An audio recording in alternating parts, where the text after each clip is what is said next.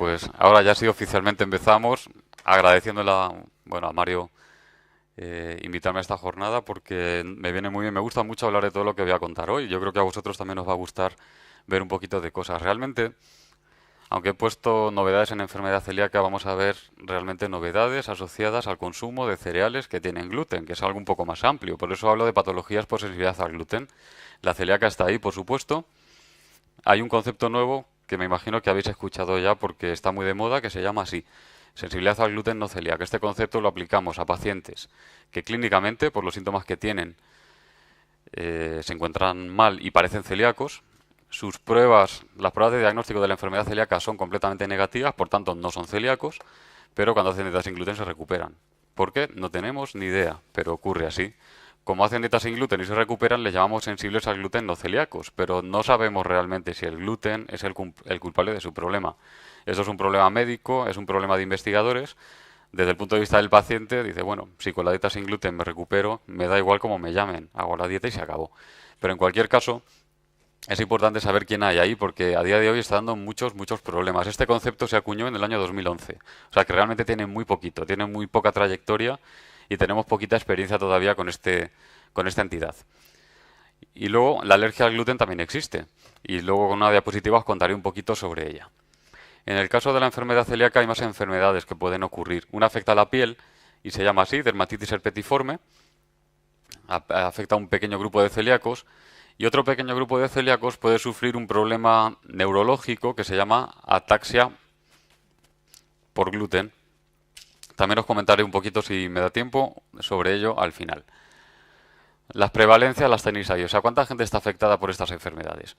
Bueno, pues la alergia al gluten es muy poco frecuente, afecta a menos de un afectado por cada 1.000 habitantes. La celíaca, siempre hemos dicho el 1% de la población, ahora ya pongo entre un 1 y un 2% de la población, porque a medida que vamos haciendo estudios vemos que realmente hay muchísima gente afectada. Y la sensibilidad al gluten no celíaca, como está poco definido todavía y no hay ninguna prueba que permita diagnosticarla, pues según quien lo haya estudiado, te da una cifra o te da otra. Entonces os he puesto el rango de las cifras que se han dado, entre un 1 a un 6%. En cualquier caso parece que es tremendamente frecuente. Si buceamos en qué provoca estas enfermedades, todas ellas tienen base inmunológica. Esto quiere decir que nuestras defensas, los glóbulos blancos, el sistema inmunológico reacciona de manera inadecuada cuando alguien consume gluten y el gluten es detectado en el intestino por estos glóbulos blancos, que deciden que hay que atacar, como si se tratara de una bacteria o un virus. Y en este caso no debería ocurrir. Entonces, en el caso de la alergia, la reacción inmunológica es de tipo alérgico, mediada por inmunoglobulina E, como le puede ocurrir a un alérgico a frutos secos o a un alérgico al polen, por ejemplo. En el caso de la enfermedad celíaca, hay componente autoinmune. Esto significa que el sistema inmunológico se vuelve en contra de uno mismo y en este caso ataca y daña de qué manera el intestino delgado. Y en el caso de la sensibilidad al gluten no celíaca no está claro. No se observan fenómenos de alergia, no se observan fenómenos de autoinmunidad, pero sí que, aunque realmente ya hay mucha gente que lo discute, sí que parece que hay una activación rara del sistema inmunológico, hay inflamación, algo que no debería ocurrir y que parece que lo induce, si no el gluten, sí los cereales que contienen gluten. De hecho, hay quien plantea que a lo mejor es un tipo de alergia no mediada por inmunoglobulina E, que se da como por ejemplo le ocurre a los niños pequeños, que a veces tienen reacciones frente a proteína de leche de vaca sin tener una alergia típica a la proteína de leche de vaca, porque no le hacemos análisis de sangre y no vemos IgE contra la proteína de leche de vaca, pero sí que a nivel intestinal tiene una reacción alérgica y hay quien piensa que a lo mejor a los sensibles no celíacos les ocurre realmente esto. Hay quien dice también que a lo mejor deberíamos hablar de sensibilidad al trigo no celíaca, no sensibilidad al gluten, por eso de que no sabemos realmente si es el gluten o qué es lo que está pasando ahí. En cualquier caso, hay mucho por explorar todavía en este campo. ¿Y luego qué problemas tenemos desde el punto de vista médico? Pues que la enfermedad celíaca, que se conoce muy bien, no está para nada bien diagnosticada. La gran mayoría de los celíacos todavía no saben que son celíacos. Si nos fijamos solo en niños, en población pediátrica, ahí la cosa está un poco mejor. De cada 3 casos que nos pongan delante vamos a identificar uno y 2 se nos escaparán. O sea, eso es un 60% de casos no diagnosticados. Pero si nos fijamos en población adulta, pues a lo mejor de cada 5 celíacos que nos pongan delante, identificamos a uno y 4 se nos escapan. O sea que hay cerca de un 80% de celíacos que todavía hoy no saben que lo son y están tomando gluten con todo lo que ello les puede provocar a la larga. Y luego en el caso de la sensibilidad no celíaca nos ocurre justo al contrario. Y es que posiblemente nos estamos pasando de frenada, por decirlo así. Estamos diagnosticando muchos más de los que realmente hay. Y esto ha contribuido mucho a la moda de hacer dietas sin gluten. Ahora, como ya todo el mundo conoce qué es el gluten, conoce la dieta sin gluten, hay famosos que hacen dietas sin gluten, ya sean deportistas, actrices, cantantes, me da igual. El caso es que ven que se encuentran mejor, esto se ve en los medios de comunicación, lo cuentan en revistas y tal, y entonces hay mucha gente que dice, bueno, voy a probar. Además, como ahora en el mercado es muy fácil encontrar productos sin gluten, pues mucha gente se anima. Y a lo mejor no va al médico. O a lo mejor se lo dice la vecina o la farmacéutica o el médico de primaria, pero sin enviarle a digestivo. En fin, hay un montón de motivos que pueden llevar a una persona a hacer dieta sin gluten sin haberse hecho pruebas de diagnóstico de nada. Y además se encuentran mejor. Y como se encuentran mejor, dicen, vaya, pues soy sensible al gluten no celíaco. Y se meten en este grupo. Y esto es un gran error, porque daros cuenta que cuando alguien cambia de dieta, cambia la manera en que se alimenta, seguramente se va a encontrar mejor, porque cuando uno se molesta en hacer una dieta, al final se va a alimentar mejor de lo que se alimentaba antes, porque habitualmente no nos alimentamos bien. Y cuando uno come mejor, se encuentra mejor. Y eso no quiere decir que es que antes tuviera alguna enfermedad asociada a algún alimento, simplemente es que come mejor. De hecho, esa moda que se ha puesto de que la dieta sin gluten adelgaza o que es más saludable es falsa. Lo que es saludable y adelgaza es comer bien, con gluten o sin gluten, pero comer bien. O sea, hacer una dieta variada y equilibrada. Y de hecho es más fácil comer bien con gluten que comer bien sin gluten. Con lo cual no hay ningún motivo para hacer dieta sin gluten si no hay detrás una enfermedad que recomiende hacer dieta sin gluten porque está provocando una patología. Entonces, bueno, vamos a ver dónde está el gluten. Está en estos cereales, trigo, cebada, centeno y también en la avena. Ya como he contestado a esta persona que ha preguntado, ya no entro en detalles con la avena. También aparece en híbridos, por ejemplo, el triticale es un híbrido de trigo y centeno y tiene gluten. El tritordeum es un híbrido de trigo y cebada y también tiene gluten. Y luego tenemos espelta y camut, que son variedades antiguas de trigo. Tienen menos gluten que el trigo actual, pero tienen gluten suficiente para ser tóxicos. Me imagino que habéis escuchado hablar, sobre todo si vais a herbolarios, harina de espelta, pan de espelta. Cuando alguien dice es que soy intolerante al trigo y le dicen, bueno, toma pan de espelta que te va a sentar muy bien. Bueno, si soy intolerante, no soy celíaco. De hecho, intentar separar estos dos conceptos porque aunque a los celíacos les hemos llamado siempre y los seguimos llamando intolerantes al gluten, si somos estrictos, no son intolerantes al gluten, porque las intolerancias alimentarias no tienen base inmunológica. La enfermedad celíaca sí tiene base inmunológica. Por ejemplo, un intolerante a la lactosa, vale, no digiere bien la lactosa y eso le provoca gases, malestar digestivo, diarreas, hinchazón, lo que queráis. Pero de ahí no pasa, el sistema inmunológico no se activa y no hace nada. En un celíaco, haya o no haya síntomas cuando toma gluten, el sistema inmunológico está activo y eso es lo que realmente hace daño. De hecho, me gusta decir que el enemigo de un celíaco no es el gluten, es su sistema inmunológico que reacciona mal cuando detecta el gluten y el que provoca el daño no es el gluten. El que provoca el daño es el sistema inmunológico del paciente que se ha vuelto contra nosotros. Entonces, quitaros de la cabeza esto de la intolerancia, aunque lo vais a seguir escuchando, porque digamos es un término más bien clínico, que se asocia a cómo esto me da síntomas, soy intolerante a esto. Pero ya desde hoy vosotros vais a aprender que es algo más serio que una simple intolerancia. Por tanto, espelta y camut, un intolerante al trigo, o sea, una persona que no digiere bien el trigo, porque puede ocurrir, si toma espelta lo va a digerir mejor. Pero si es celíaco o sensible al gluten o tiene alergia, no debe tomarlo. Vamos a bucear en el grano de trigo como modelo de grano de cereal con gluten para que veáis todo lo que puede provocar enfermedad aquí dentro. Fijaros, un grano de trigo o de un cereal es una semilla y una semilla pues está muy deshidratada, tiene poquita agua, un 15%. Lo que más tiene es glucosa, o sea, azúcar. El azúcar es lo que uno utiliza como combustible, es lo que da energía. Y el azúcar, los vegetales la almacenan en forma de almidón. Entonces, siempre que veáis o leáis la palabra almidón, tenéis que pensar que eso es glucosa empaquetada en un cereal, o sea, en un vegetal en general. Es mayoritario. Y lo que no es agua ni es almidón, pues son proteínas.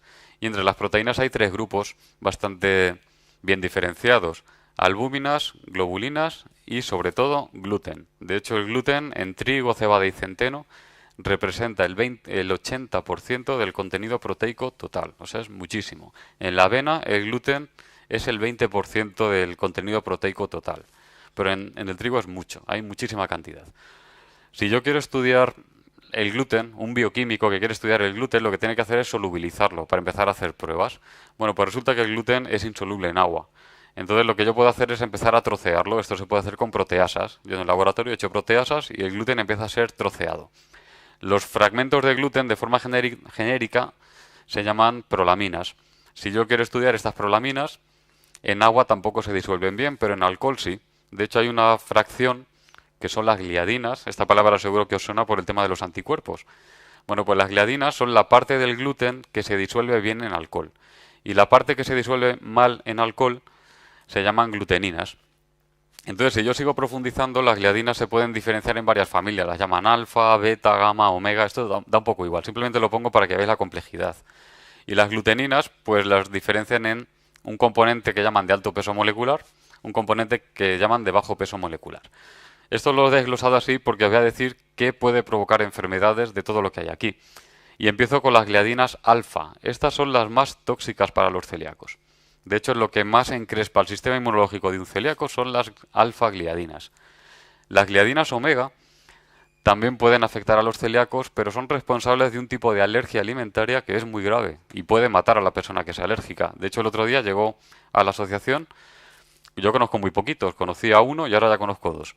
Un alérgico al gluten, que bueno, tuve un choque anafiláctico por tomar gluten. Y el alérgeno era una omega gliadina. Es muy poco frecuente, también os lo digo, no os preocupéis, es muy poco frecuente, pero puede ocurrir. Luego, en el grupo de las globulinas, y esto ya no es gluten, es trigo, pero no es gluten, hay unas sustancias, unas proteínas, unas las llaman ATIs, otras las llaman LTPs, que son responsables de alergias inhalatorias. O sea, cuando yo respiro, por ejemplo, harina, es muy típico en las panaderías, la gente que trabaja en panaderías está todo el día respirando harina, puede llegar a desarrollar una alergia de tipo respiratorio. Lo llaman asma del panadero. Y suelen ser responsables estas proteínas, aunque también se ha visto que pueden provocar alergias alimentarias, o sea, por ingestión del alérgeno. Y luego en el grupo de los almidones, pues tenemos una palabra que se está poniendo muy de moda también ahora, que son los FODMAPs. ¿Os suenan? Si buscáis en Google dieta FODMAP, con estas siglas, os van a salir un montón de cosas. FODMAPs son hidratos de carbono sencillos, fermentables, que no se absorben. Y esto quiere decir que es lo que habitualmente llamamos fibra alimentaria. Tiene su función porque ayuda al tránsito intestinal y viene muy bien, pero hay personas que tienen pues grupos bacterianos en el intestino que se alimentan de estos hidratos de carbono y lo fermentan. Y al fermentarlo provoca mucho gas, provoca hinchazón, puede provocar diarrea, o sea, provoca síntomas que encajan en esto que llamamos síndrome de intestino irritable. Y de hecho, cuando uno hace dieta baja en FODMAPs, esos síntomas de intestino irritable mejoran o incluso desaparecen. Entonces, ¿qué ocurre? Que estos FODMAPs están habitualmente en vegetales, están en cereales, están en legumbres, están en frutas. Entonces depende, hay personas que son más sensibles a cereales, hay personas que les sientan peor las legumbres, otras personas les sientan peor la fruta. Depende del tipo de FODMAP porque son fructanos, hay un montón de grupos que entran dentro de ahí. Entonces, ¿qué ocurre? Hay pacientes que tienen síntomas digestivos que no son celíacos, que han oído hablar de esto de la dieta sin gluten o de la sensibilidad al gluten no celíaca, dejan de tomar cereales y mejoran. Pues a lo mejor mejoran no porque hayan dejado de tomar gluten, sino porque han dejado de tomar FODMAPs. Y entonces se autodiagnostican como sensibles al gluten no celíaco sin realmente ser sensibles al gluten. Entonces esto es parte de la complejidad que tenemos en el caso del grupo de los sensibles no celíacos. Y de hecho las dietas bajas en FODMAPs a largo plazo no se recomiendan, no son muy recomendables. Está bien bajar la cantidad si alguien asocia síntomas, pero tienen su función y no hay por qué evitarlos. Bueno, de la alergia simplemente os voy a contar esto. Esta me da por inmunoglobulina E y puede ser de contacto si es por contacto con el cereal a través de la piel. Respiratoria cuando la alergia se manifiesta por inhalación, es lo que os he comentado antes del asma del panadero, que lo suelen provocar las globulinas. Puede ser alimentaria y aquí sí que puede participar el gluten, recordar las omega 5 gliadinas. Y bueno, pues el diagnóstico de la alergia es tan sencillo como hacer una prueba cutánea, la típica prueba de alergia que nos pinchan en la piel y sale un abón o no sale. Valorar inmunoglobulina E específica de trigo, esto los alérgicos se lo saben de memoria, lo que son las IgEs en sangre. Y luego, si la alergia es alimentaria, se recomienda hacer una provocación en un centro sanitario. Quiere decir, damos cantidades crecientes del alérgeno al paciente para ver si recae o no recae. Y así se confirma que hay alergia. Voy con la enfermedad celíaca. que es lo que más me interesa en el día de hoy. La definición oficial lo tenéis aquí, y aunque es un poco cruda, me gusta ponerla porque tiene conceptos importantes. Está definida como un desorden sistémico con base inmunológica causado por la ingesta de gluten y afecta a personas que tienen predisposición genética. Desorden sistémico significa que no es una enfermedad exclusivamente digestiva. Es una enfermedad que puede afectar a cualquier parte del cuerpo y esto es importantísimo tenerlo en cuenta y es lo que más insistimos cuando formamos a médicos, porque antiguamente la celíaca la estudiaban pediatras y especialistas de digestivo y fuera de ahí no la estudiaba nadie más. Y ahora es importantísimo que lo conozcan neurólogos, psiquiatras, ginecólogos, dermatólogos, alergólogos, reumatólogos, o sea, casi cualquier especialista puede ver en su consulta personas que tienen alteraciones asociadas a la enfermedad celíaca fuera del aparato digestivo. Entonces es importantísimo. Y de ahí viene, es lo que significa la palabra sistémico. Y esta definición es del año 2012. La hizo la Sociedad Europea de Gastroenterología, Hepatología y Nutrición Pediátrica y ese es el documento donde está publicada la guía que utilizan ahora todos los especialistas para hacer el diagnóstico. La base inmunológica ya la he contado, el gluten ya os he dicho dónde está y la predisposición genética os la voy a contar luego más adelante. Bueno, no se ve bien lo que pone ahí en rojo, pero lo que pone es sospecha clínica. El diagnóstico se inicia con una sospecha clínica. Esto quiere decir que cuando uno va al médico de cabecera y el médico evalúa al paciente porque se encuentra mal, pues tiene que saber ver que lo que tiene ese paciente podría ser enfermedad celíaca. ¿Y de dónde nace la sospecha clínica? Pues nace de ahí. Por un lado, de manifestaciones clínicas, ahora vamos a ver cuáles son, y también de posibles enfermedades asociadas o bien de pertenencia a grupo de riesgo. Y ahora os voy a contar quiénes son estos. Entonces, empiezo con las manifestaciones clínicas. Puede haber síntomas digestivos en un celíaco, pero esto se da sobre todo cuando la enfermedad se manifiesta en niños pequeños. Y fijaros lo que puede haber. Puede haber vómitos, diarrea, estreñimiento, dolor de tripa, distensión abdominal es un vientre muy abultado. Esto los pediatras lo ven enseguida en los bebés. Puede haber falta de apetito, puede haber un parón en el crecimiento, de repente empiezan a pasar los meses y el bebé no suma kilos, no aumenta de talla. Esto da la pista. Carácter irritable también es bastante común y muchos papás lo comentan. No se da todo a la vez, puede haber una alteración, dos, tres, cualquier combinación de lo que tenéis ahí. Pero también puede ocurrir que haya síntomas fuera del aparato digestivo. Y esto es más común cuando la enfermedad se manifiesta más tarde, en niños más mayores, adolescentes o en adultos. Y aquí hay de todo, aquí puede haber de todo. Por ejemplo, puede haber retraso de crecimiento si estamos todavía en época de crecimiento, adolescentes. Puede haber alteraciones analíticas. Habitualmente cuando hay enfermedad celíaca puede haber un problema de malabsorción de nutrientes, porque hay una lesión en el intestino que no permite que se absorban nutrientes. Puede haber niveles bajos de colesterol y triglicéridos porque la grasa deja de absorberse. Puede haber niveles bajos de vitaminas, por ejemplo vitamina D, y entonces a lo mejor hay problemas en los huesos. Puede faltar vitamina K y entonces hay problemas de coagulación sanguínea. Puede faltar vitaminas del grupo B, como el ácido fólico, la vitamina B12, y de ahí se pueden derivar problemas reproductivos o problemas neurológicos. Y también pueden faltar minerales. Lo más habitual es que falte hierro, y entonces hay anemia, que es una de las que he destacado aquí. Puede faltar calcio, y entonces hay problemas óseos. Y luego hay una alteración tremendamente común que se da incluso en niños pequeños, que es la hipertransaminasemia. Esto significa elevación de transaminasas en sangre. Y las transaminasas son las enzimas que indican lo bien o mal que funciona el hígado. Si hay transaminasas altas, uno puede pensar que a lo mejor la persona está tomando demasiados fármacos o alcohol o drogas, o a lo mejor tiene una hepatitis, o a lo mejor tiene un tumor. Pero si no hay nada que en principio esté provocando daño hepático, el paciente parece que está sano, pero en las analíticas vemos que las transaminasas están por encima del máximo, y no están muy altas, pero siempre por encima del máximo, y eso se mantiene, hay que buscar enfermedad celíaca, porque un 20-30% de los celíacos las tienen altas. Y de hecho es una pista muy buena, porque si el médico de primaria ve esto, no sabe la causa, y decide hacer las pruebas de enfermedad celíaca y confirma que el paciente es celíaco, perfecto, porque empieza la dieta sin gluten, las transaminasas bajan a su valor normal, y cualquier otro problema que pudiera desarrollarse en el futuro ya no se va a desarrollar. Puede haber problemas, por ejemplo, en huesos y músculos, por ejemplo, raquitismo, osteoporosis, un mayor riesgo de fractura de huesos, dolores musculares, articulares, calambres, y luego fatiga y debilidad. Mucha gente lo comenta. De hecho, hay aquí una conocida mía, porque fue diagnosticada hace 1 año y medio más o menos, se encontraba bastante mal, y ahora me comenta que se encuentra bastante bien, incluso con más vitalidad, con más fuerza, con más energía. Nadie sabe que está cansado hasta que deja de estarlo. Entonces, claro, antes del diagnóstico uno no puede identificar que la fatiga que tiene es un síntoma de algo.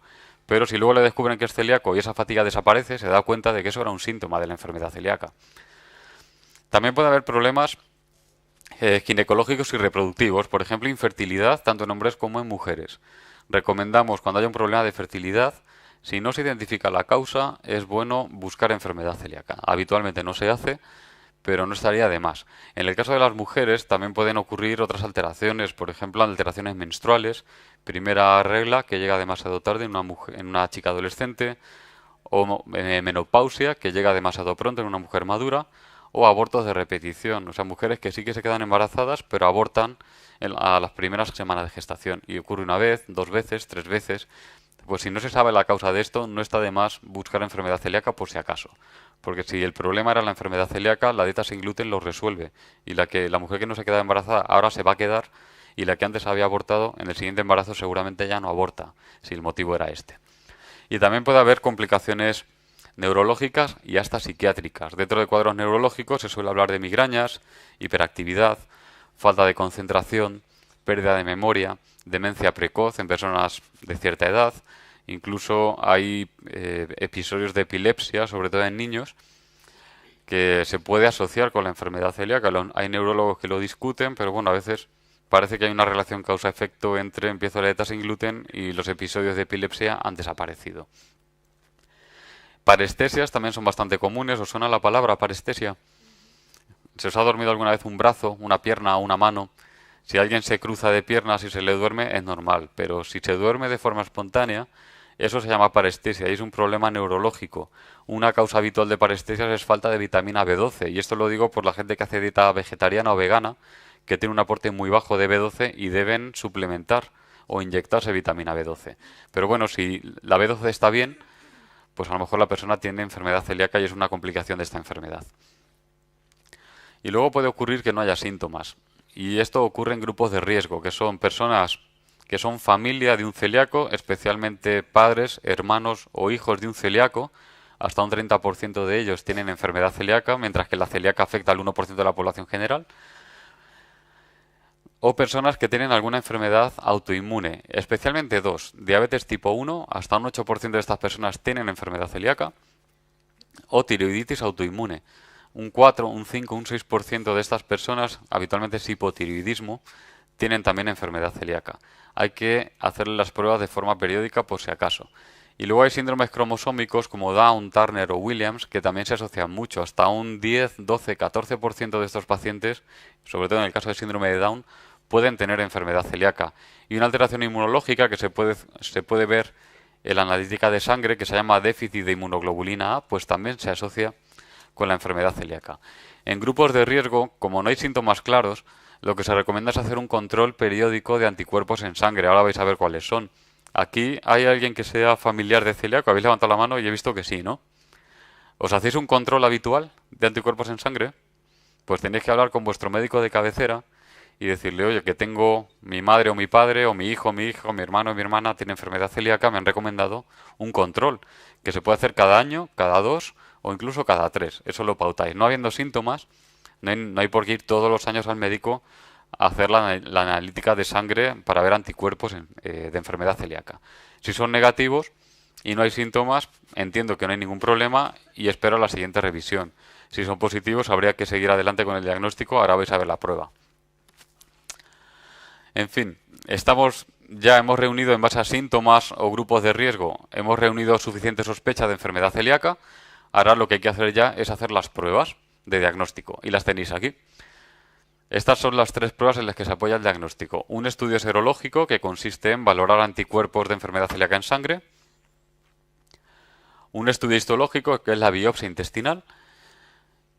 Y un estudio genético que no es obligatorio, pero es una buena prueba de apoyo que nos dirá si tenemos predisposición o no a enfermedad celíaca. El estudio serológico lo que valora son estos anticuerpos que veis aquí. Los he puesto por orden de aparición cronológico porque seguramente os suenan. Quien fuera diagnosticado hace 20 o 30 años seguramente le miraron anticuerpos antigliadina. Estos ya no se miran. Anticuerpos antiendomisio sí que se pueden mirar todavía hoy. Antitransglutaminasa son los que más se usan. Y estos cuartos que veis aquí, antipéptidos desamidados de gliadina, pues son una nueva variante que es útil para el diagnóstico. La primera columna es el acrónimo del anticuerpo, que es el que suele figurar en el informe de la analítica del médico. Bueno, la segunda columna es el nombre del anticuerpo y tercera y cuarta, IgA, IgG, son los dos tipos que yo puedo valorar de cada anticuerpo. Entonces, de todo esto que hay aquí, realmente hay, aunque son cuatro, realmente son dos tipos de anticuerpos. Antigliadina y antipéptidos desamidados de gliadina realmente son anticuerpos dirigidos contra el gluten directamente. O sea, son anticuerpos antigluten. Pero los otros, antiendomisio y antitransglutaminasa, son anticuerpos dirigidos contra una proteína de nuestro intestino, que es la transglutaminasa tisular. Entonces tenemos un celíaco tiene dos baterías de anticuerpos, unos atacando gluten, que ya me diréis para qué vale eso, pero ocurre, y otros atacando transglutaminasa tisular, que tampoco vale para nada, pero encima me hace daño, ¿vale? En el intestino. Entonces, ¿qué se recomienda ahora mirar para hacer el diagnóstico? Bueno, esa tabla olvidaros de ella, simplemente son comparativas de ver qué anticuerpos funcionan mejor. La conclusión es que lo mejor es valorar anticuerpos IgA antitransglutaminasa, y de hecho cuando vais al médico de cabecera son estos anticuerpos los que va a mirar. Luego el especialista de digestivo, para confirmar si tiene dudas, puede valorar anticuerpos IgA antiendomisio, pues mejor todavía.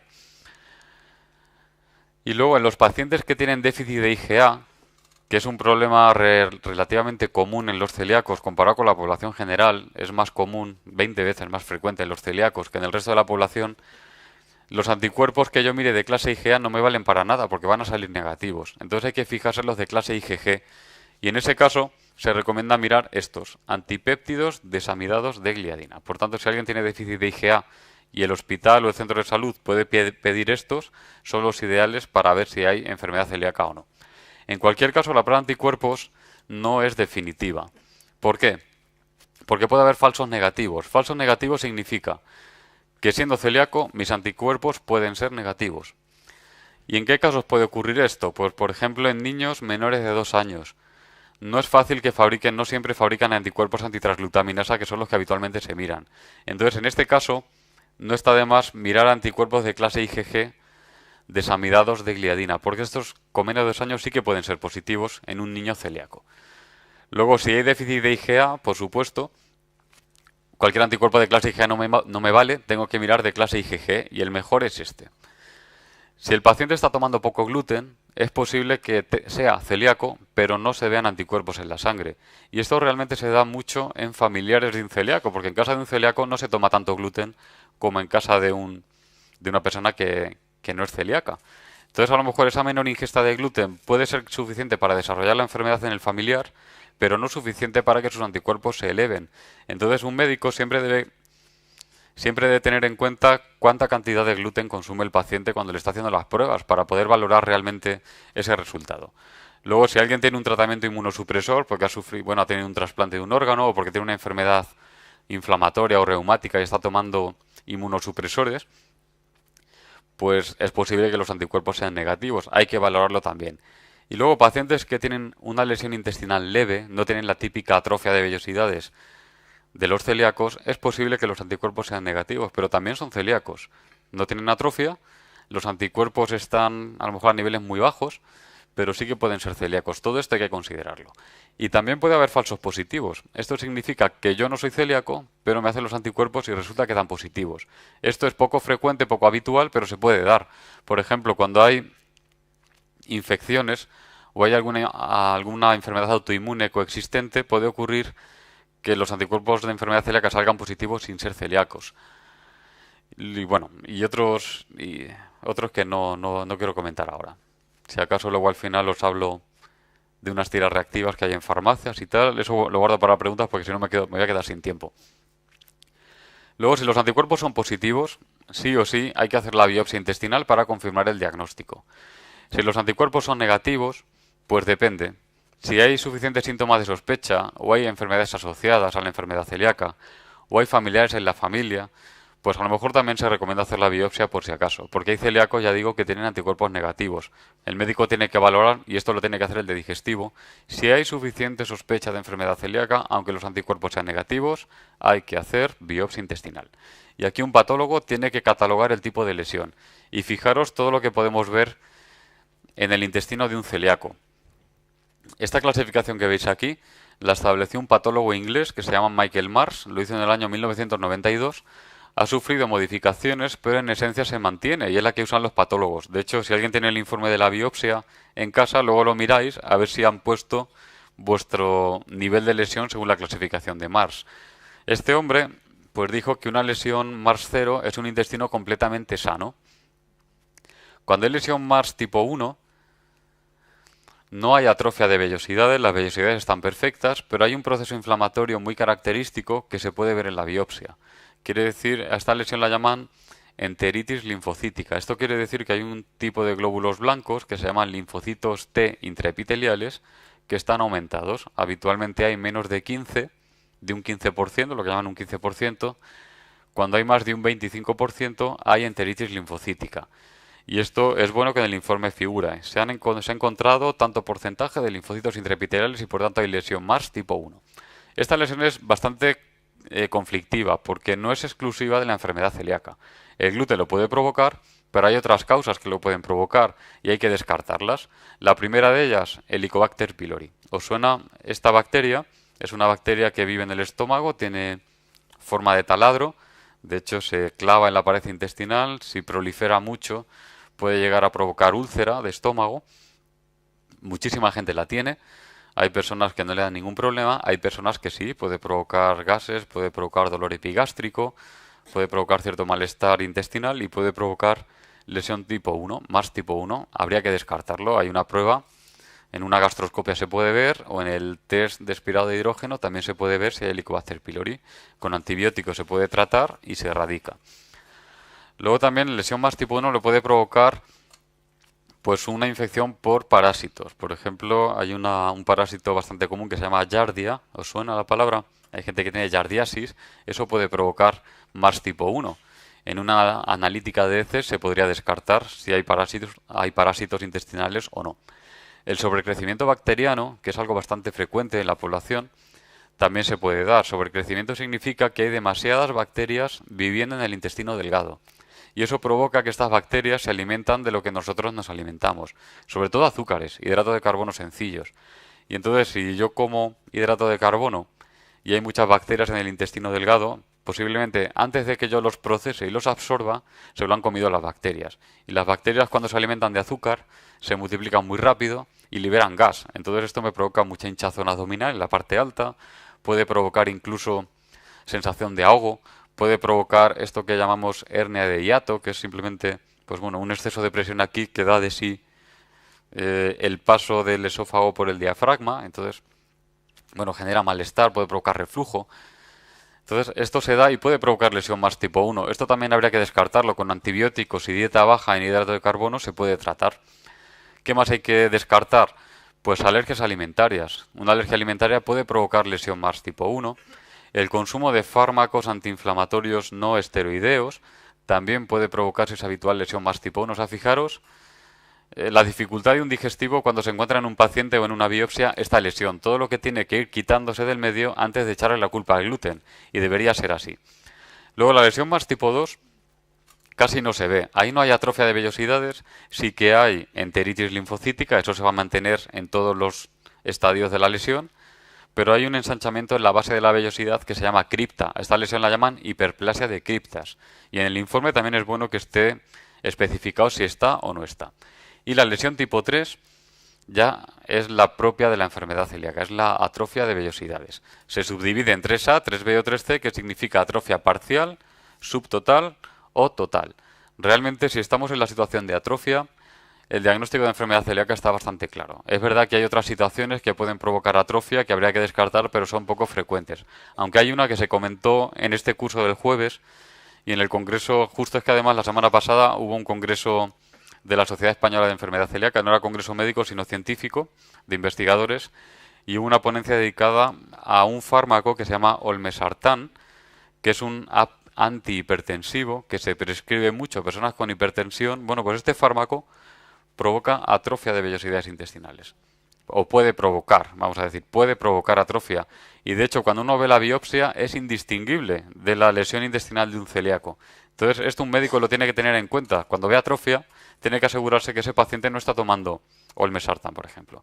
Y luego hay algunas otras enfermedades, alguna enteropatía autoinmune o alguna infección grave, sobre todo cuando alguien ha viajado a países tropicales donde hay riesgo de parasitosis importantes y de infecciones digestivas, siempre hay que considerarlo por si acaso. De hecho, cuando viene a la asociación celíacos con diagnóstico dudoso, muy dudoso, o que a lo mejor no recuperan al hacer la dieta sin gluten y siguen estando fatal, yo le suelo preguntar, ¿has viajado recientemente? Y a lo mejor dice, pues estuve en Tailandia o he viajado a Centroamérica, que son zonas donde hay parásitos a los que no estamos expuestos habitualmente y nos infectan, no son graves, pero pueden provocar confusión en estos casos.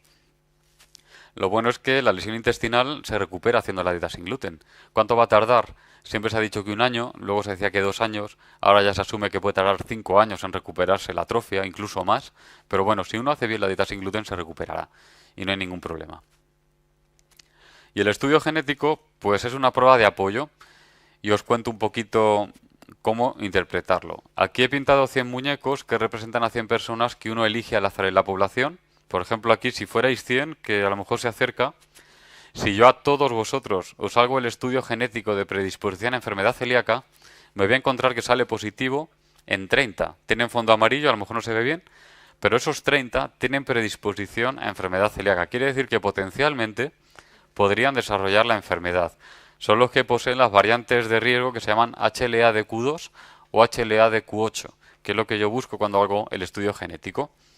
Entonces, si la genética me sale negativa, yo estoy en el grupo verde y quiere decir que no soy celíaco y no lo voy a ser nunca. Por tanto, la genética negativa me descarta la enfermedad y yo ya me olvido de este problema. De hecho, ahora en grupo de riesgo, en familiares, se recomienda hacer la genética, porque si sale negativa, pues a ese familiar, a ese hermanito del celíaco, o al papá o a la mamá, ya no hay que hacerle más controles. Si sale positiva, pues está en el grupo amarillo, puede ser celíaca o no, o puede desarrollarlo más tarde, porque de todos los que tienen predisposición, lo va a desarrollar este muñequito rojo que veis ahí abajo. 1 de cada 30 de personas que tienen predisposición, con lo cual la gran mayoría de las personas que tienen HLA-DQ2 o HLA-DQ8 no son celíacas y no lo van a ser nunca.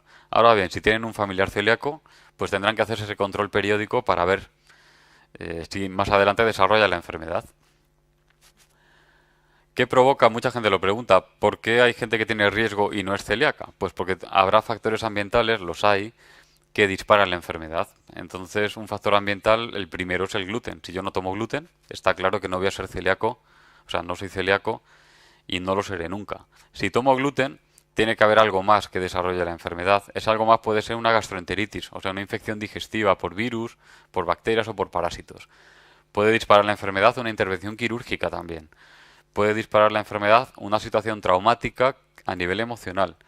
En el caso de las mujeres, el embarazo también se asocia como posible desencadenante de la enfermedad celíaca, con lo cual es dificilísimo predecir quién de todos ellos va a desarrollar la enfermedad, en qué momento lo va a hacer o por qué motivo lo va a hacer. Eso a día de hoy es imposible de predecir, por eso hay que estar vigilantes.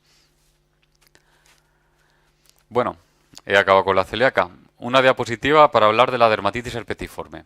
Os recuerdo que es una enfermedad cutánea que afecta a la piel, evidentemente, y solo afecta a personas con enfermedad celíaca, pero no a todos, como mucho a un 6% de ellos. Provoca unas lesiones ampollosas en codos, antebrazos, en la nuca puede salir. Estos pacientes no suelen tener síntomas digestivos, la mayoría no tienen síntomas digestivos, sí suelen tener anticuerpos antitransglutaminasa en sangre y sí suelen tener, aunque no todos, atrofia de vellosidades, porque la lesión cutánea en un paciente con dermatitis aparece antes que la lesión intestinal. No hace falta esperar a que haya lesión intestinal. Si el dermatólogo diagnostica dermatitis herpetiforme y se diagnostica con una biopsia de piel sana, no se puede hacer a simple vista. El diagnóstico es doble, enfermedad celíaca y dermatitis herpetiforme, y el tratamiento es dieta sin gluten desde ya, aunque no haya todavía lesión intestinal. Inicialmente hay un fármaco que se llama Dapsona, que hay que administrarlo porque la lesión cutánea pica muchísimo. quien tiene dermatitis lo sabe. Y como la dieta sin gluten tarda tiempo en hacer efecto, pues hasta que haga efecto la dieta hay que tomar Dapsona. Y ahí tienen la fórmula química de la Dapsona por curiosidad. Es el principio activo. Y la ataxia por gluten, pues se define, es este problema neurológico, afecta a la coordinación de movimientos, además es progresivo, cada vez empieza a haber dificultad digamos, en coordinación de movimiento fino para utilizar utensilios y tal, manejar utensilios. Luego empieza a haber problemas de coordinación general motora. Bueno, pues las ataxias tienen múltiples orígenes, pero una posible causa es el gluten. Y si se detecta, hay que empezar la dieta sin gluten cuanto antes, porque la ataxia no tiene vuelta atrás. Entonces, si yo he llegado a cierto grado de lesión neuronal, que es lo que ocurre, eso ya no se va a recuperar. Lo que evito con la dieta sin gluten es que vaya a más. Entonces, bueno, se diagnostica en los casos de ataxia de origen no identificado y en estos casos suele haber anticuerpos antigliadina, que ya no se usan para diagnóstico de enfermedad celíaca, pero en problemas neurológicos asociados a gluten sí que pueden ser informativos. De hecho, muchos hospitales han dejado de utilizarlos y yo creo que sería bueno que los mantuvieran, sobre todo para pacientes con problemas neurológicos, porque a lo mejor no tienen antitransglutaminasa, pero sí que tienen antigliadina y eso puede dar la pista de que el gluten a lo mejor tiene algo que ver en ese problema neurológico, sea ataxia o sea cualquier otro, ¿eh? Bueno, y no pongo más de la ataxia. Y de la sensibilidad, simplemente os recuerdo una prevalencia. Antes he puesto el 1%, realmente hay quien dice que menos del 1%, de 0,5 al 6% de prevalencia. Los síntomas son los mismos que hemos descrito para los celíacos, por eso son personas que parecen celíacas. Si hacemos anticuerpos antitransglutaminasa en sangre son negativos. Si hacemos la biopsia intestinal, atrofia nunca voy a encontrar. Lo normal es que no haya ningún tipo de lesión, pero a veces puede haber lesión más tipo 1. Esa que os he dicho que es tan confusa por el Helicobacter pylori, no sé qué, ¿no? Si hago la genética de enfermedad celíaca me da igual. La mitad de los pacientes la tienen positiva, la mitad la tienen negativa. Por tanto, el diagnóstico de la sensibilidad no celíaca implica obligatoriamente descartar enfermedad celíaca. No me vale empezar primero la dieta a ver si voy mejor o voy peor, porque ya os he dicho que hacer dieta y tener mejoría no significa que haya un problema de salud asociado. Por tanto, es obligatorio antes descartar la enfermedad celíaca con sus pruebas. También hay que descartar la alergia al gluten, por si acaso. Y si he descartado todo lo descartable y el paciente sigue mal y parece celíaco, entonces ya sí, le mando dieta sin gluten a ver qué ocurre. Si lo que ocurre es que en unos meses ha mejorado o los problemas se han resuelto, habría que volver a dar gluten para ver si este paciente recae. Y si recae, entonces ya digo que es sensible al gluten no celíaco. Y lo de gluten entre comillas, porque a lo mejor es sensible a cereales en general, por el motivo que sea, por los FODMAPs o por lo que sea. En cualquier caso, la dieta sin gluten es también dieta baja en FODMAPs. Si les va bien, pues bueno, va. Bueno, y queda poquito. Yo creo que lo que queda, si queréis, os recuerdo un poco la legislación que hay vigente para la dieta sin gluten. De dieta no voy a hablar, pero a lo mejor sí que es bueno recordar el etiquetado. Es la última diapositiva. Porque ha habido, de hecho, novedades en el tema del etiquetado. Entonces aquí tenéis los dos reglamentos que tienen ámbito europeo que regulan el etiquetado de productos en relación a gluten. Entonces el primer reglamento se llama 828/2014. Este ha entrado en vigor en julio de este año, o sea que es muy, muy, muy novedoso. Lo que ocurre es que es una modificación leve del reglamento anterior que era del año 2009, se llamaba 41/2009. Y en esencia dice lo mismo, aunque este aporta alguna cosilla más. Este reglamento regula, y aquí estar muy concentrados porque lo que voy a contar parece un trabalenguas, y al final es como un juego mental porque confunde mucho a la hora de hacer la compra. Regula en qué casos un producto manufacturado puede ser etiquetado sin gluten. Entonces, este reglamento distingue dos tipos de productos. Por un lado, productos de consumo ordinario, que son los que se elaboran para toda la población. Un tomate frito, un yogur, la leche, o sea, cualquier producto de consumo general. Y por otro lado, habla de productos específicos sin gluten, que son los que se elaboran exclusivamente para celíacos, o sea, los que reemplazan a los que habitualmente se elaboran con harinas de cereales con gluten. O sea, todo lo que son productos de panadería, bollería, repostería, pasta, cereales para el desayuno, harina, pan rallado. Que en el caso de dieta normal habitualmente se hacen con trigo y para celíacos se utilizan materia prima sin gluten. Entonces voy con los primeros. En producto de consumo ordinario, si un fabricante quiere etiquetar sin gluten, lo puede hacer si cumple dos requisitos. El primero, no está permitido el uso de cereales con gluten entre los ingredientes. O sea, yo no puedo utilizar, si yo quiero elaborar un tomate frito o una mayonesa y la quiero etiquetar sin gluten, no puedo utilizar, por ejemplo, almidón de trigo. En ningún caso. Y no debo superar nunca las 20 partes por millón de gluten en el producto final. Lo que llamamos 20 ppm, que son miligramos de gluten por kilo de producto. Si cumplo los dos requisitos, puedo etiquetar sin gluten. Digo puedo porque etiquetar sin gluten un producto de consumo ordinario es una opción del fabricante, no es una obligación. Esto quiere decir que si yo cumplo los requisitos, no estoy obligado a etiquetar sin gluten. Pero si etiqueto sin gluten, estoy obligado a cumplir los requisitos. ¿Veis en qué se empieza a hacer el juego? ¿Esto por qué lo digo? Porque en el año 2009, bueno, pues sabéis que hay un supermercado que fue el pionero en empezar a etiquetar sin gluten todos los productos de su marca que cumplían este requisito y lo hacían muy bien. ¿Qué pasa? Que todos los celíacos, cuando os diagnosticaban, en vez de venir a la asociación a informaros para que os contáramos todo esto, os ibais a este supermercado. Y entonces todo lo que comprabais era aquello que ponía sin gluten. ¿Hacíais dieta sin gluten? Sí. ¿La hacíais bien? No. ¿Por qué? Porque abusabais de productos envasados. La dieta sin gluten debe basarse en productos naturales.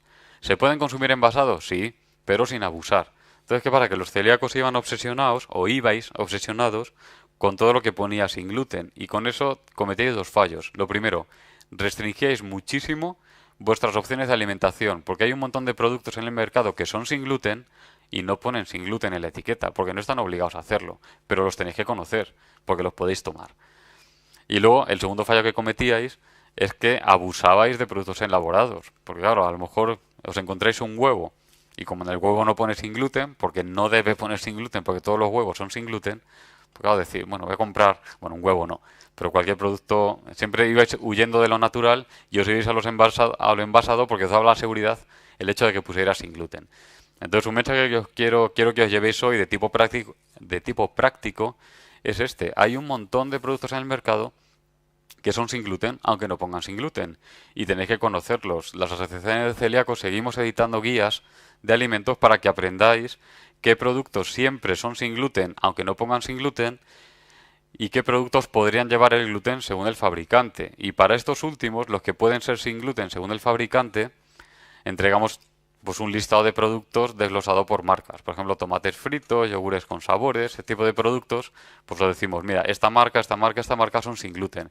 Pero los productos que siempre son sin gluten, no desglosamos marcas. Tenéis que saber cuáles son porque todos se pueden tomar. Estoy hablando de leche, yogures naturales, quesos frescos, por supuesto carne fresca, conservas, en fin, un montón de productos. Y esto es bueno que lo conozcáis.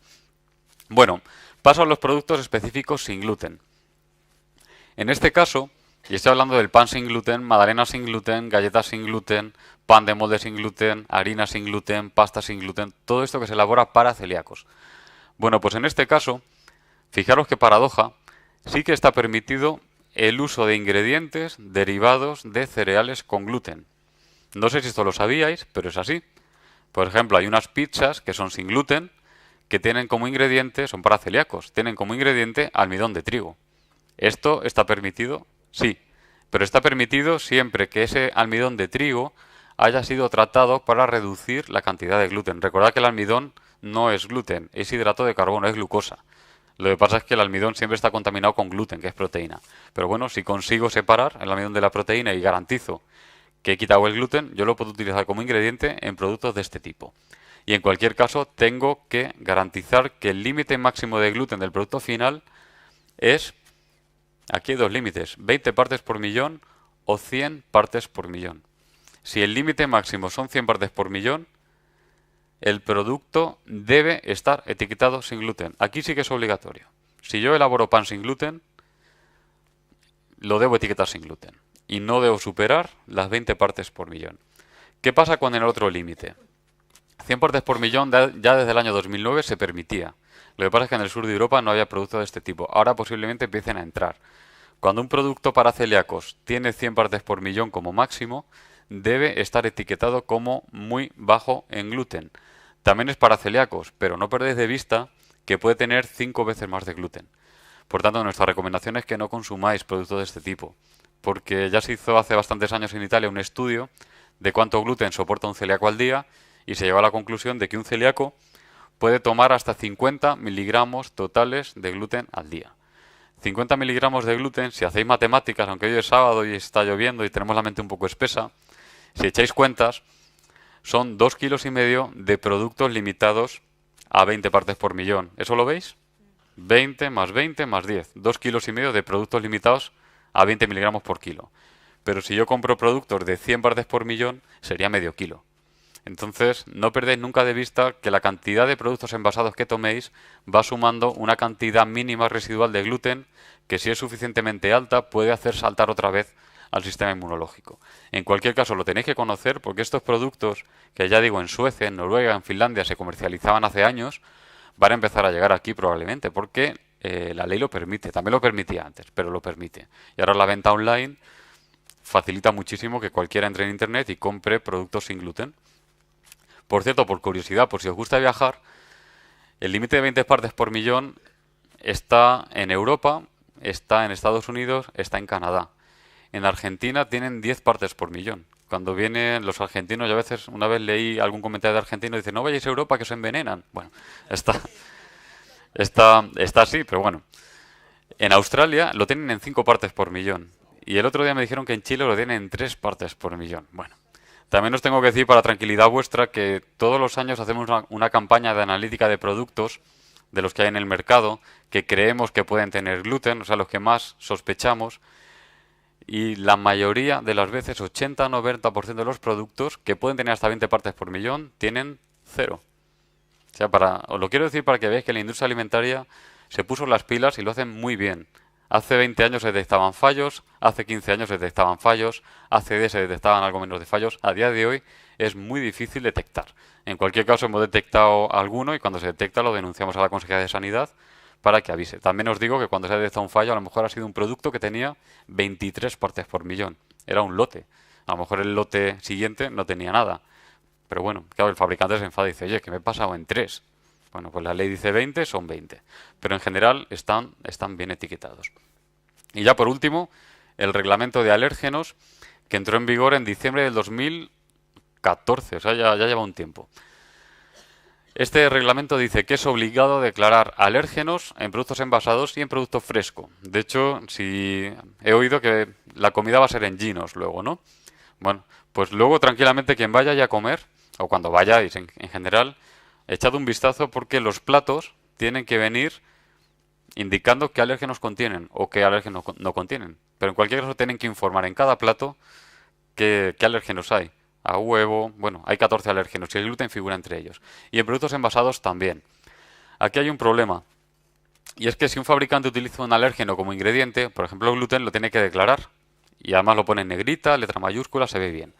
Pero si el gluten está como contaminante, no hay obligación de declararlo. Es lo que llamamos las trazas. Entonces siempre nos queda todavía una laguna. Cuando yo veo un producto que podría llevar gluten, como un tomate frito, leo los ingredientes y no figura gluten, esto quiere decir que el gluten no se ha empleado como ingrediente, no tengo claro si está como traza o no está como traza, salvo que el fabricante haya optado por declarar trazas. Si un fabricante declara trazas y entre ellas no figura el gluten, pues hombre, yo ya sé que gluten no habrá. Pero si no declara trazas, no lo sé, y la recomendación nuestra es no comprar. Por este motivo, seguramente en el futuro ya no haga falta editar las guías de alimentos. Pero de momento, hoy, sabemos que os dan cierta seguridad, y entonces tenemos, bueno, pues una guía donde desglosamos los productos conflictivos, qué marcas nos han certificado que son sin gluten y cuáles no, por si la etiqueta no es suficientemente informativa. En cualquier caso, es bueno que leáis etiquetas y veáis. Y cuando detectéis errores o discrepancias o cosas raras, nos aviséis a cualquier asociación de celíacos, pero avisadnos para que podamos contactar con la empresa o con la administración para solucionarlo. Y bueno, pues aquí lo dejo. Muchísimas gracias. Yo creo que me pasa un poquito, pero...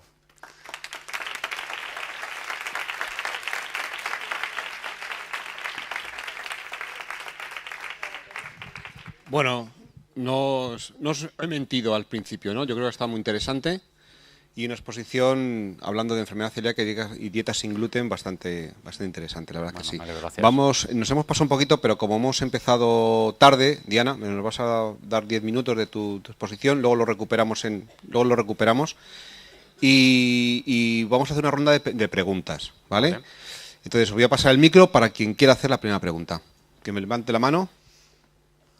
Mira,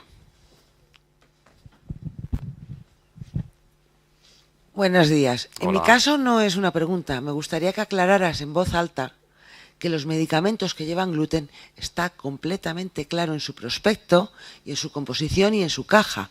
Me paso la vida en internet contestando a la gente si el ibuprofeno lleva gluten, si no lleva gluten, y está en la caja. Me gustaría que lo aclararas como doctor Pues mira. para que no sea una voz perdida en internet. Pues mira, muchas gracias porque no he incluido, y ahora me he dado cuenta, no he incluido la diapositiva de medicamentos, y es verdad, hay una circular, creo que es del año 2008, que obliga a declarar la presencia de gluten en un medicamento. Está obligado, o sea, cuando hay gluten en un medicamento es como excipiente y casi siempre va a ser almidón de trigo. No sé si hay algún otro ejemplo, pero yo creo que casi siempre es almidón de trigo.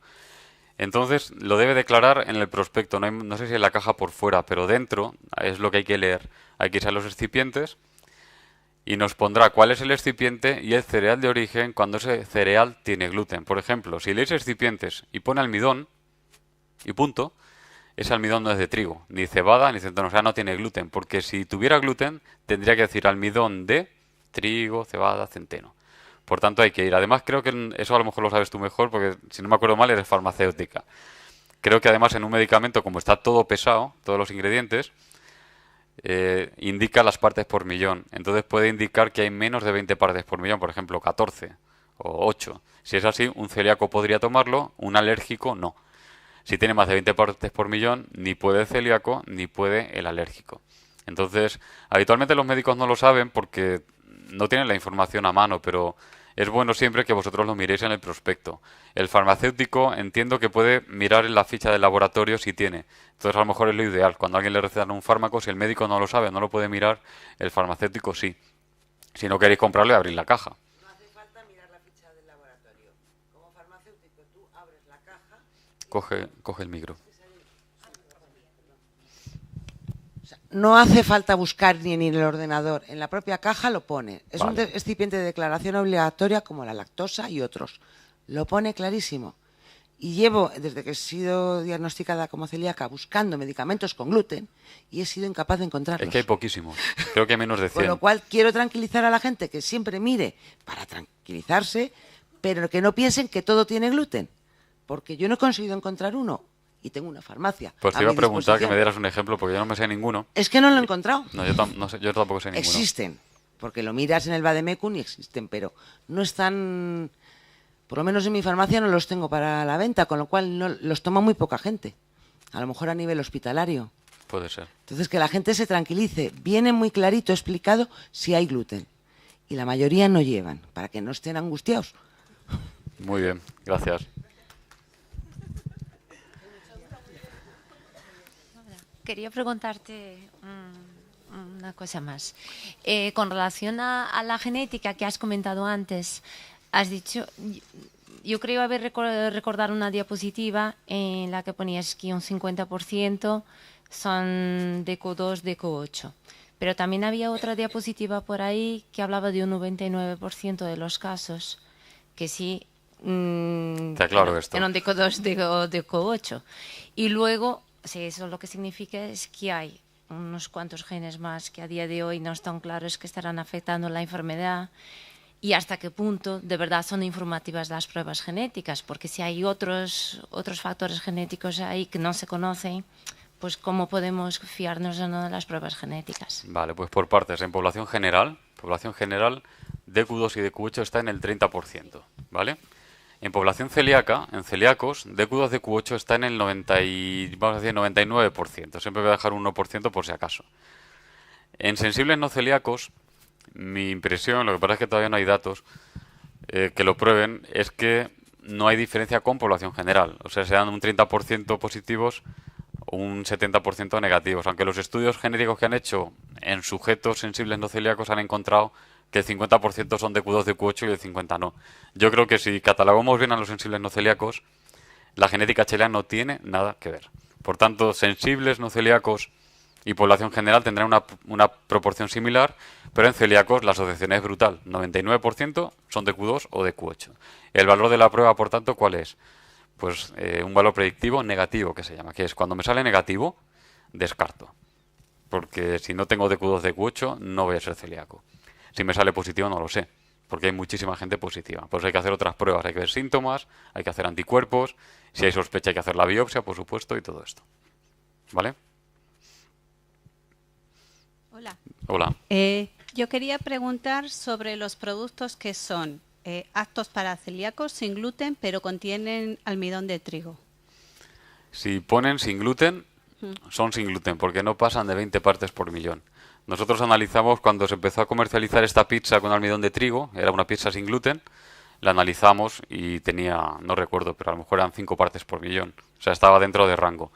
Hay una empresa, que yo sepa, yo conocía a una empresa de Alemania que había desarrollado una metodología para separar adecuadamente el almidón de trigo del gluten. Y de hecho creo que son los que suministran este ingrediente para elaborar productos para celíacos.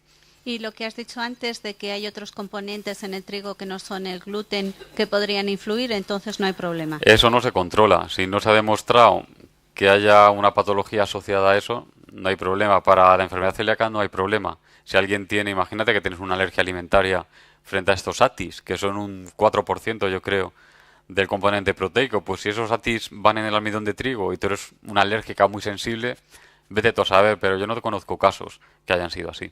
Vale. Gracias. Bueno, ahí veo aquí adelante, no sé por dónde va el micro, no lo veo.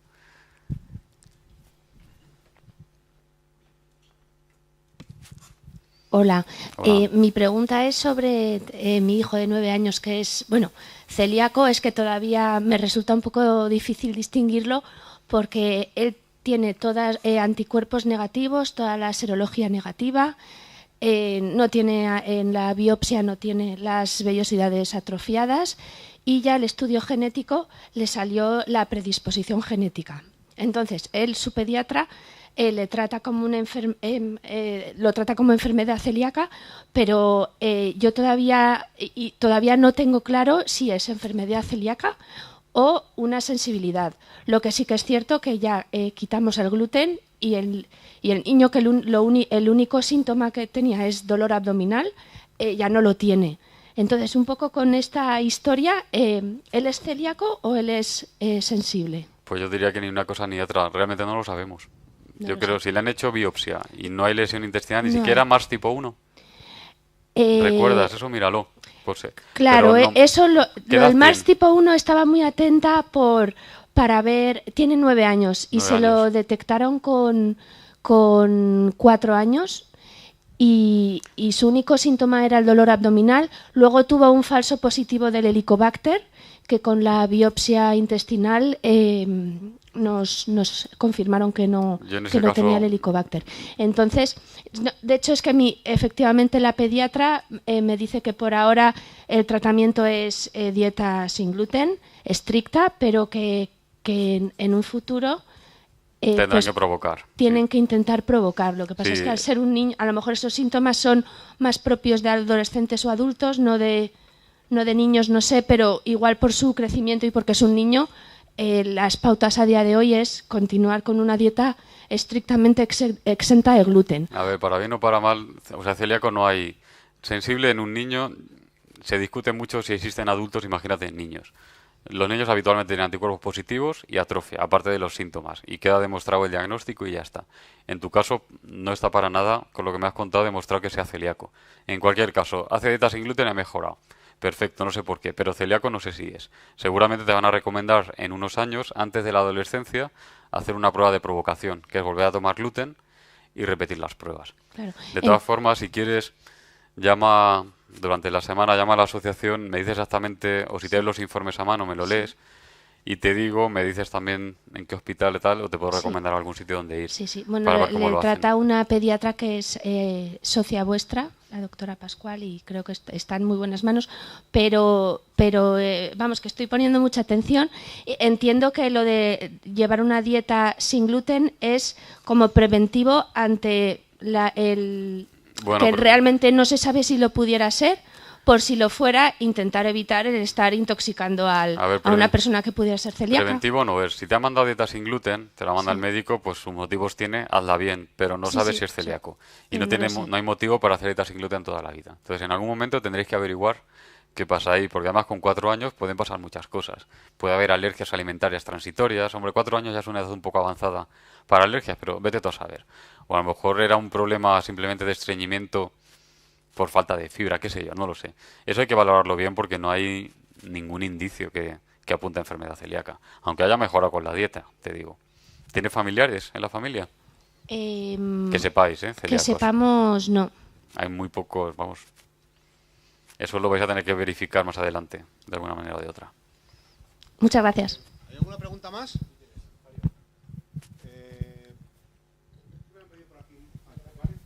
Ahora te la paso. Venga. Hola, buenos días. Hola.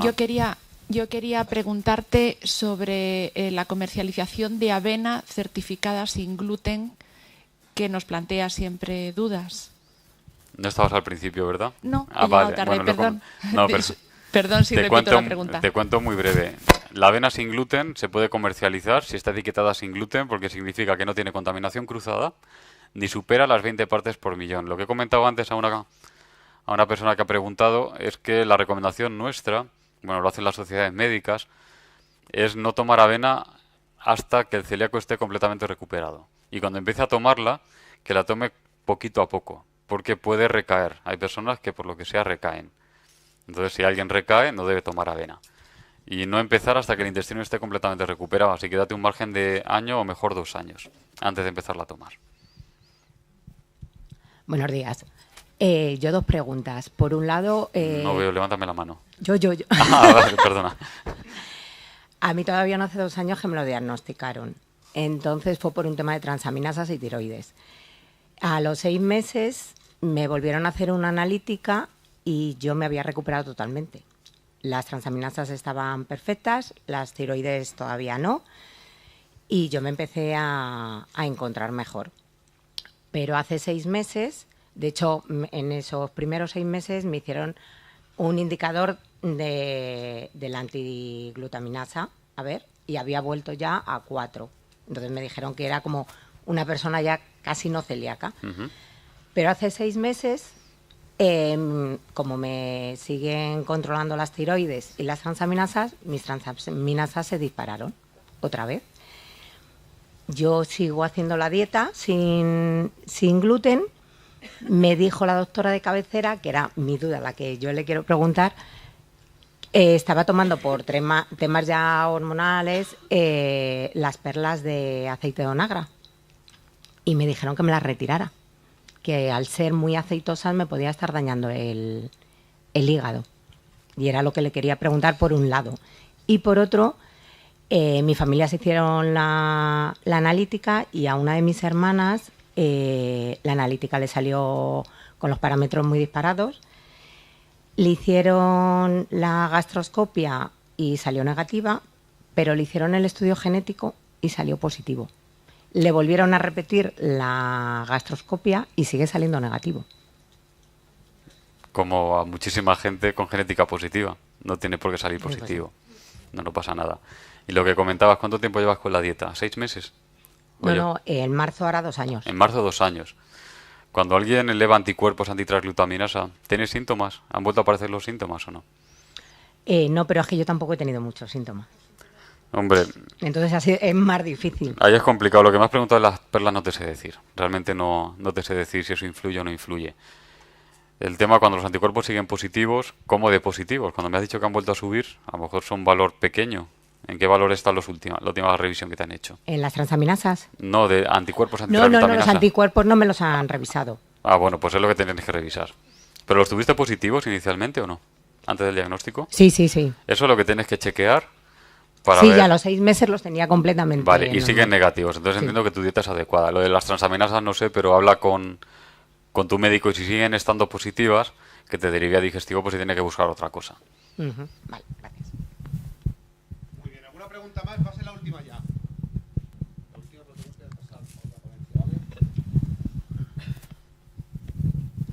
Buenas. Hace 2 meses a mi hija el tema de sangre le dieron que era propensa celíaca, que no tiene que tiene la enfermedad, pero que aún no la ha desarrollado. ¿La genética o los anticuerpos? La genética, una de genética. Y entonces tenía los síntomas de la tripa hinchada, de volvía, llegaba cansada a casa. Y entonces, si es intolerante o es... Y ahora le hemos dado, llevamos 2 meses y se le ha quitado todos esos síntomas. Pero 2 meses sin gluten, ¿quieres decir? Sí. Pues, ¿habéis hecho pruebas o no? La de la genética, entonces nada más. ¿Solo? Sí, tenemos que ir el día 1 o el día 2 otra vez al hospital. Pues así no se hace. Así no se hace. ¿Qué edad tiene ella? 4 años. 4 años, no. Lo que tenéis que hacer es medir los anticuerpos en sangre. Si son positivos, hay alta probabilidad de enfermedad celíaca, se tiene que confirmar con la biopsia.